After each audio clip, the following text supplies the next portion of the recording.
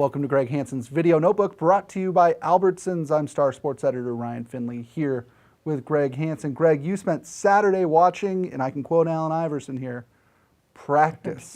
And yet it might have been the most interesting, compelling practice in America.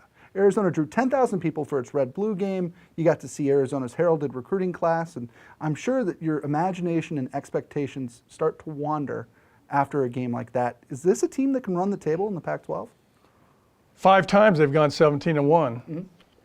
That close so many times. No one's ever done it. Mm-hmm. That would be the best storyline in the league this year. Mm-hmm. But at the same time, coaches always say, well, we need to lose one somewhere along the line to get the jinx off. I mean, I've seen Oregon State at 17-0, number 1 in the nation. Senior day at home to go 18-0. This was 1981. I lived there. They lost by 20. They played the Ducks?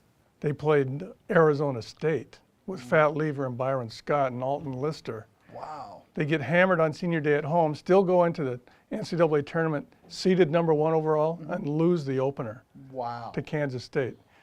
That, to me, always resonates. You need to lose one somewhere, but not the game before the NCAA tournament. Well, people talked last year when Arizona started so hot that maybe a loss would be a good thing. And I take that as kind of coach speak a little bit. But, you know, when Arizona did lose that game finally at Cal, they did seem to improve. I mean, it seemed as if they were a better team even without Ashley after losing.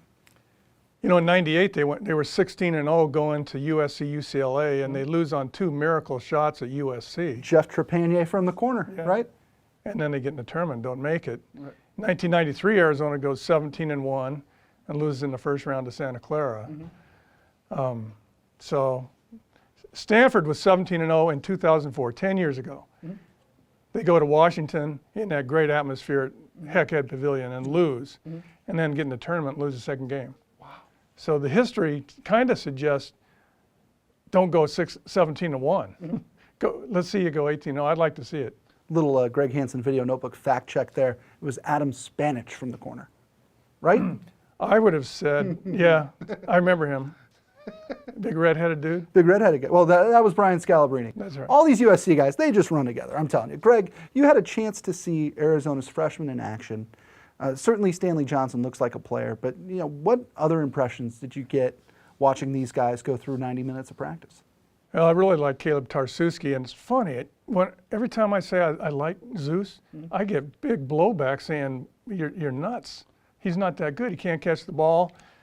I see something else, and Sean Miller insists he sees something else. I trust him. He's not going to blow smoke about Kaleb. No. The guy is a rock and defensively. You cannot move him. And now he's 22 years old almost. He's going to play well and be effective. That'll do it for this episode of Greg Hansen's Video Notebook, brought to you by Albertsons. For Greg Hansen, I'm Ryan Finley. We'll see you next time.